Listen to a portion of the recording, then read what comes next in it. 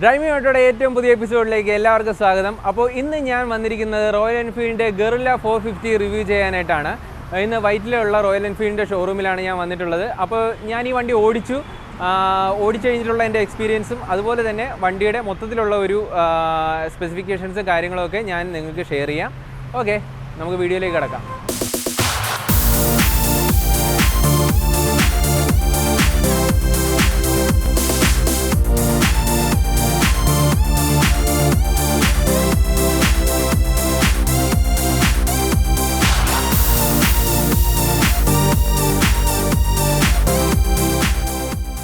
എനിക്ക് വണ്ടി ഓടിച്ചപ്പോൾ ഫീൽ ചെയ്തതെന്ന് പറയുമ്പോൾ വണ്ടി നല്ല പവർഫുള്ളാണ്. നമ്മുടെ ഹിമാലയൻ 450 പോലെ തന്നെ പവർഫുൾ ആയിട്ടുള്ള എൻജിൻ, അതേ സെയിം എൻജിൻ തന്നെയാണ് ഈ ഗറില്ല 450ൽ വന്നിട്ടുള്ളത്. പിന്നെ അതിൻ്റെ അതേ ഷാസിയുമാണ് വന്നിട്ടുള്ളത്. ഇതിൻ്റെ സ്പ്രോക്കറ്റിൽ മാത്രമാണ് ചെറിയൊരു വ്യത്യാസം വന്നിട്ടുള്ളത്. പിന്നെ ഫ്രണ്ടിലും റിയറിലും ഡിസ്ക് ബ്രേക്സ് ആണ് വന്നിട്ടുള്ളത്. ഇതിൻ്റെ ഫ്രണ്ട് ടയറും റിയർ ടയറും വലിപ്പം കൂടിയ ടയറുകളാണ് വന്നിട്ടുള്ളത്. അതുകൊണ്ട് തന്നെ ലുക്ക് വൈസ് നമുക്ക് ഒരു അട്രാക്റ്റീവ്നെസ് തരാനായിട്ട് ഈ വണ്ടിക്ക് സാധിക്കും.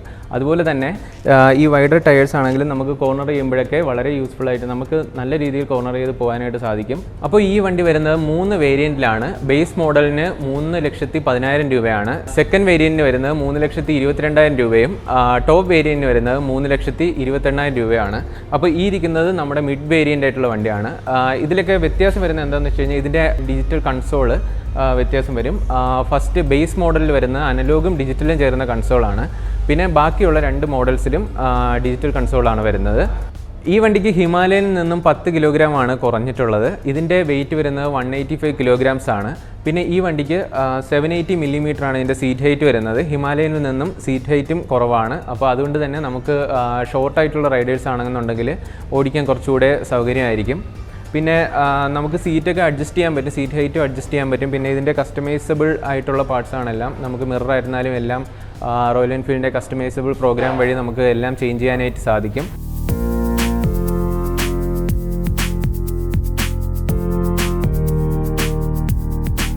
പിന്നെ ഈ വണ്ടിയിൽ വന്നിരിക്കുന്ന സസ്പെൻഷൻ എന്ന് പറയുന്നത് ഫ്രണ്ടിൽ ഫോർക്കും റിയറിൽ മോണോഷോക്ക് സസ്പെൻഷനുമാണ് വന്നിട്ടുള്ളത്. അപ്പോൾ ഫ്രണ്ടിൽ അപ്സൈഡ് ഡൗൺ സസ്പെൻഷൻ അല്ല, ഹിമാലയനിൽ USD ഫോക്സാണ് വന്നിരിക്കുന്നത്. പക്ഷേ ഇതിൽ നോർമലായിട്ടുള്ള സസ്പെൻഷനാണ് വന്നിട്ടുള്ളത്.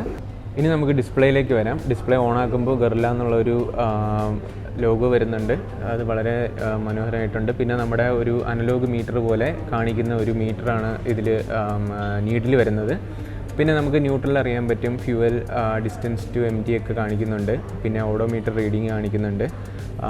പിന്നെ ടൈം, ഇപ്പോഴത്തെ ഡിഗ്രി സെൽഷ്യസ്, ഇതെല്ലാം ഇതിൽ അറിയാൻ പറ്റും. പിന്നെ മറ്റൊരു പ്രത്യേകത എന്താണെന്ന് വെച്ച് കഴിഞ്ഞാൽ നമ്മളെ ഫോൺ വഴി നമുക്ക് മാപ്പ് ഇതിൽ കണക്ട് ചെയ്യാനായിട്ട് സാധിക്കും. അപ്പോൾ നമ്മുടെ ഫോണിലെ മാപ്പ് ഇതിലോട്ട് ഷെയർ ചെയ്ത് കൊടുത്തു കഴിഞ്ഞാൽ നമുക്ക് ഈ ഡിസ്പ്ലേയിൽ മാപ്പ് കണ്ടിട്ട് നമുക്ക് ലൊക്കേഷൻ കണ്ട് കറക്റ്റായിട്ട് ഓടിക്കാനായിട്ട് സാധിക്കും. ബേസ് മോഡലിൽ വരുന്നത് നമ്മുടെ സാധാരണ ചെറിയ ഒരു ഡിസ്പ്ലേ ആണ് ഇവിടെ വരുന്നത്. അതിനകത്ത് 10x10 നാവിഗേഷനാണ് വരുന്നത്. ഇതിൻ്റെ ടാങ്ക് കപ്പാസിറ്റി വരുന്നത് 11 ലിറ്ററാണ്. ഹിമാലയനിൽ നിന്നും കുറവാണ് ടാങ്ക് കപ്പാസിറ്റി. പക്ഷെ നമ്മുടെ ഒരു റോഡ്സ്റ്ററാണ്. നമുക്ക് കൂടുതലും ഇത് ടൂറിംഗ് പർപ്പസിന് വേണ്ടിയിട്ടുള്ള വണ്ടിയല്ല. അതുകൊണ്ട് തന്നെ ഈ ഒരു ടാങ്ക് കപ്പാസിറ്റി നമുക്ക് മതിയാവും.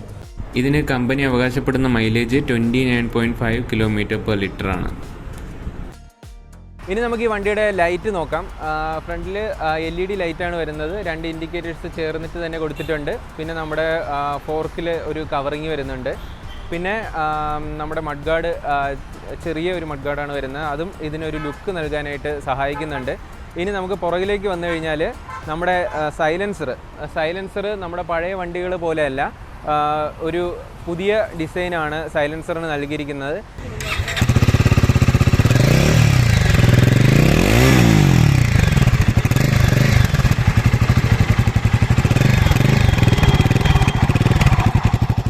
ഏകദേശം നമ്മുടെ ഹിമാലയനുമായിട്ടൊക്കെ സാമ്യമുള്ള, പഴയ ഹിമാലയനുമായിട്ടൊക്കെ സാമ്യമുള്ള ഒരു സൈലൻസറാണ്. ഇപ്പോഴത്തെ പുതിയ ഹിമാലയനിലും ഇതുപോലത്തെ സൈലൻസർ തന്നെയാണ് വരുന്നത്. പിന്നെ നമുക്ക് ഇതിൻ്റെ റിയർ നോക്കിക്കഴിഞ്ഞാൽ റിയറിൽ 2 ഇൻഡിക്കേറ്ററുകൾ വരുന്നുണ്ട്. ഇൻഡിക്കേറ്ററിൻ്റെ കൂടെ തന്നെയാണ് ബ്രേക്കും വരുന്നത്. അപ്പോൾ ഈ ലൈറ്റ് തന്നെ ബ്രേക്കിൻ്റെ ഫംഗ്ഷനും ഇതിൽ തന്നെയാണ് വർക്കാവുന്നത്. പിന്നെ നമുക്ക് വീതിയേറിയ റിയർ ടയറാണ് വന്നിട്ടുള്ളത്. അത് വളരെ ഒരു അട്രാക്റ്റീവായിട്ടുള്ള ഒരു ലുക്ക് വണ്ടിക്ക് നൽകാനായിട്ട് സഹായിക്കുന്നുണ്ട്. പിന്നെ നല്ല വലിയ ഡിസ്ക് ബ്രേക്സ് ഫ്രണ്ടിലും റിയറിലും വരുന്നുണ്ട്. പിന്നെ ഇതിൻ്റെ മറ്റൊരു പ്രത്യേകത എന്താണെന്ന് വെച്ച് കഴിഞ്ഞാൽ നമുക്കിപ്പോൾ ഹിമാലയനിലൊക്കെ ആണെങ്കിൽ നമുക്ക് ABS ഓഫ് ചെയ്തിട്ടിട്ട് പോകാനായിട്ട് പറ്റും. കാരണം അതൊരു ഓഫ് റോഡ് വെഹിക്കിളാണല്ലോ. പക്ഷേ ഇതൊരു പ്രത്യേകതയല്ല. ഇതിൽ വരുന്നതെന്ന് പറയുമ്പോഴത്തേക്ക് ABS നമുക്ക് ഓഫ് ചെയ്യാനായിട്ട് സാധിക്കില്ല. ABS എപ്പോഴും ഓൺ തന്നെ ആയിരിക്കും.